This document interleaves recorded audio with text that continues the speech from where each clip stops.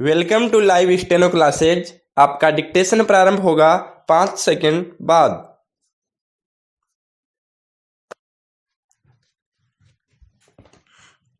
Yes, start.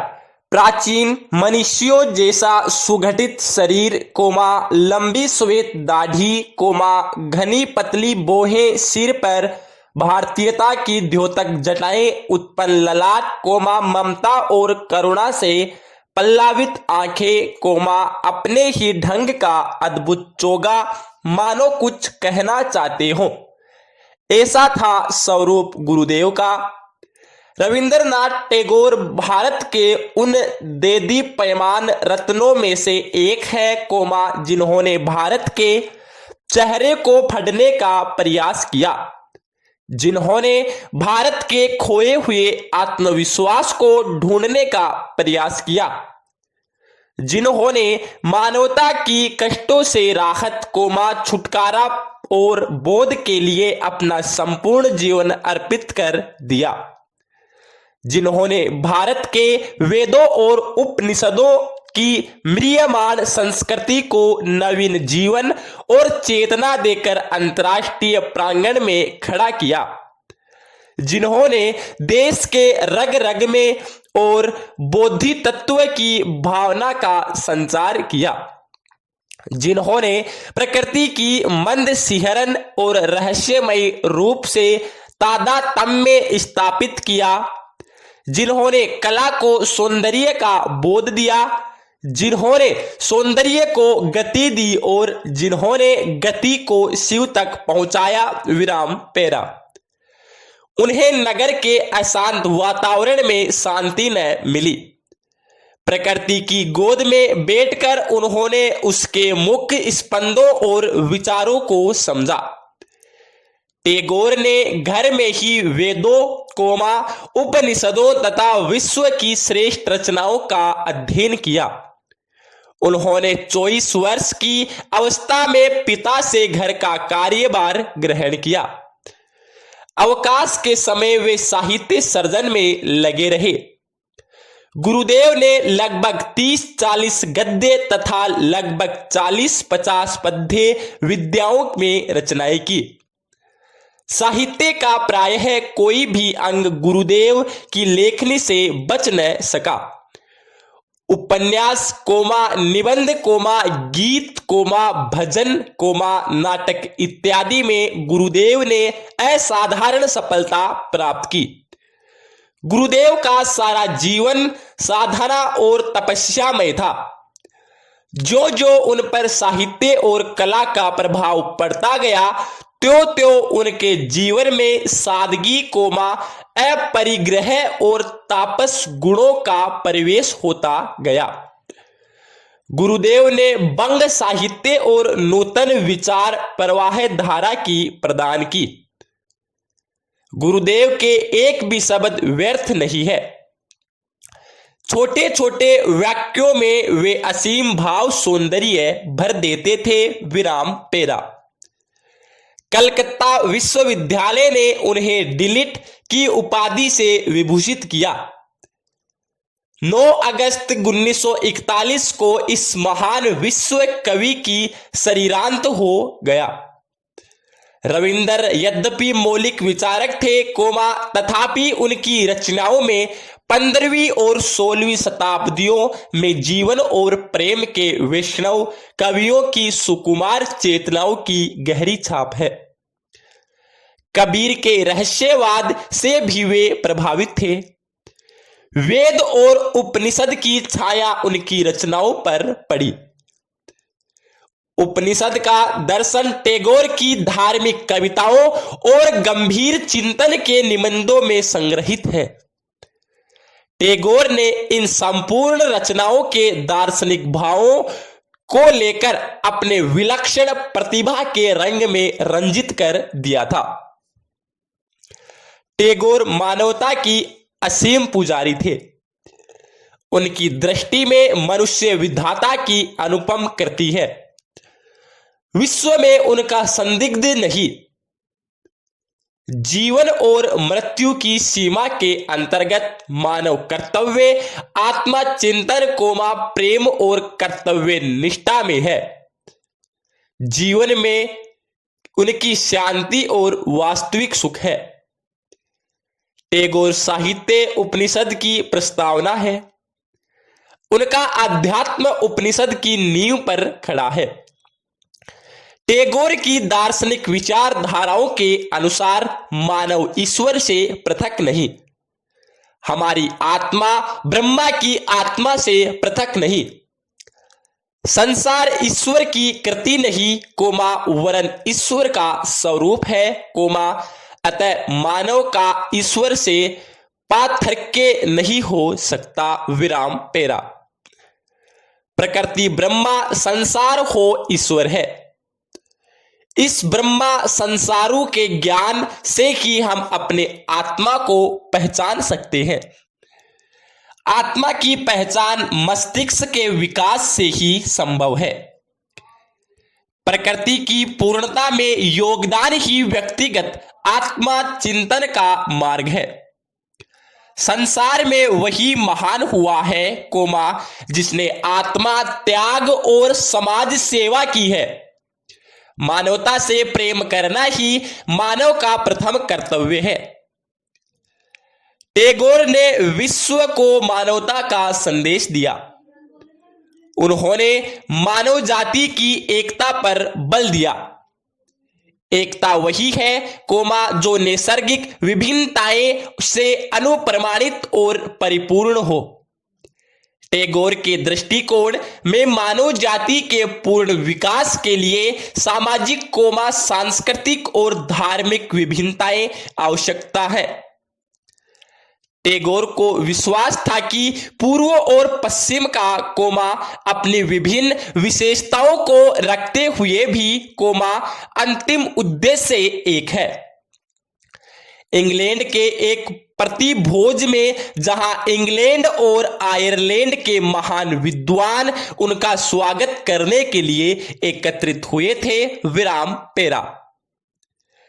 Rabindranath Tagore परम देशभक्त थे। उन्होंने देशभक्ति पर कितनी ही कविताएं लिखी है। मातृभूमि के वे आराधक थे और स्वदेश प्रेम से उनका हृदय परिपूर्ण था कोमा परंतु उनकी राष्ट्रीयता में संकीर्णता और विदेशियों के प्रति द्वेष नाम मात्र को भी नहीं था। उन्हें संकीर्णता से घृणा थी।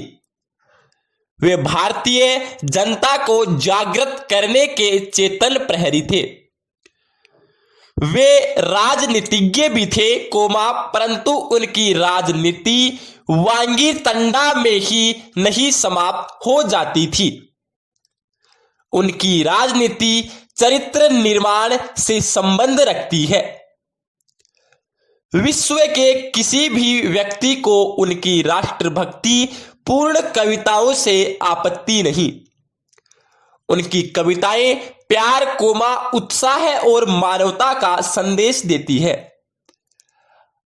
अपनी एक कविता में उन्होंने कहा था कि अपने जीवन के अंतिम श्वास तक यह महापुरुष सामाजिक एकता और विश्व शांति स्थापना के लिए प्रयत्नशील रहा कोमा जो सांस्कृतिक आदान प्रदान और मानव एकता के से प्राप्त हो सकती है।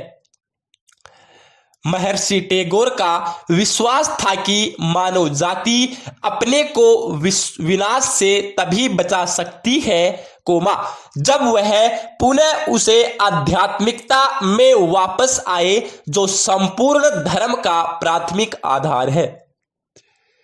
विवेकानंद की भांति वे सोचते थे कोमा भारत विश्व का पथ प्रदर्शक मात्र नहीं कोमा वरन उसे भी विश्व से बहुत कुछ प्राप्त करना है।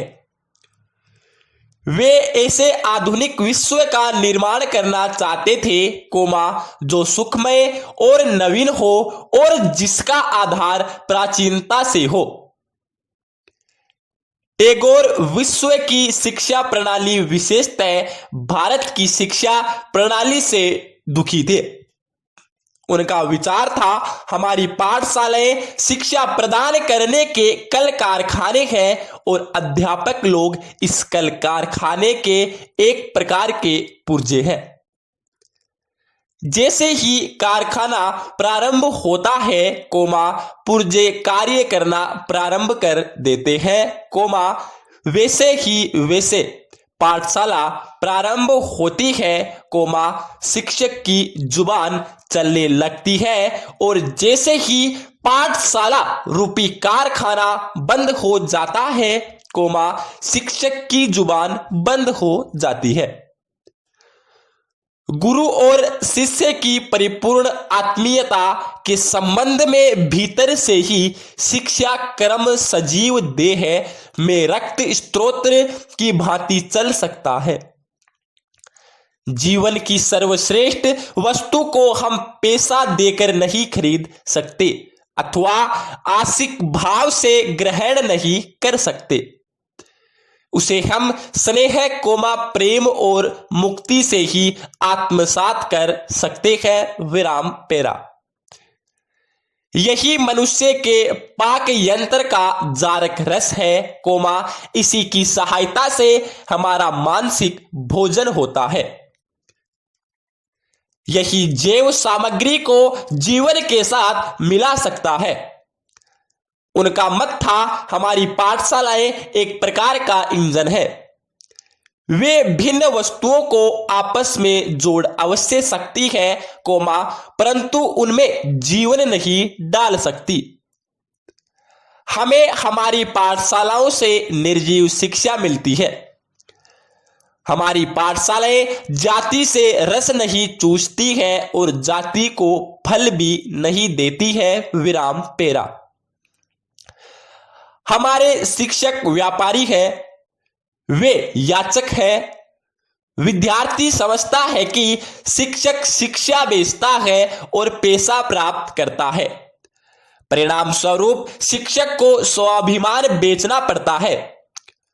वह शिक्षार्थियों के पीछे फिरता है, जबकि शिक्षकों के निकट विद्यार्थियों को जाना चाहिए। प्रेम, विश्वास अथवा सम्मान की वस्तुएं खरीदी नहीं जा सकती। पाठ्यक्रम की शिक्षा ही पर्याप्त नहीं, उसे विद्यार्थी का प्रेम प्राप्त करना चाहिए। जब शिक्षक समझेगा कि विद्यार्थी में जीवात्मा फेंकनी है, ज्योति जगानी है, अमूल जीवन सुधारना है, तब कहीं विद्यार्थी सत्य रूप में स्वाभिमानी बन सकेंगे। पाठ्यक्रम के साथ साथ हमें हृदय में भी स्थान प्राप्त करना चाहिए। जब वह मिल जाएगा, तब संपूर्ण चेष्टाएं तथा युक्तियां सफल होंगी। रविंद्रनाथ को कृत्रिमता और आडंबरों से घृणा थी। वे प्रकृति के असीम पुजारी थे। उनका मत था, नगर हमारा प्रकृति निवास नहीं कर सकता। नगर हमें जीवन तथा रस से परिपूर्ण प्रकृति की गोद से छीनकर अपने तपे हुए पेट में डालकर पचा डालते हैं और सुलझा देते हैं। अग्नि, वायु, जल, मिट्टी आदि से बने हुए जगत को ध्यान पूर्वक देखना, उनकी महत्ता को समझना ही वास्तविक शिक्षा है। यह शिक्षा नगरों के शोभायमान विद्यालयों तथा पाठशालाओं में नहीं दी जा सकती, क्योंकि यहां शिक्षा देने के कारखानों में हम विश्व को एक प्रकार की कल अथवा मशीन समझना ही सिखा सकते हैं। पूर्ण विराम। धन्यवाद।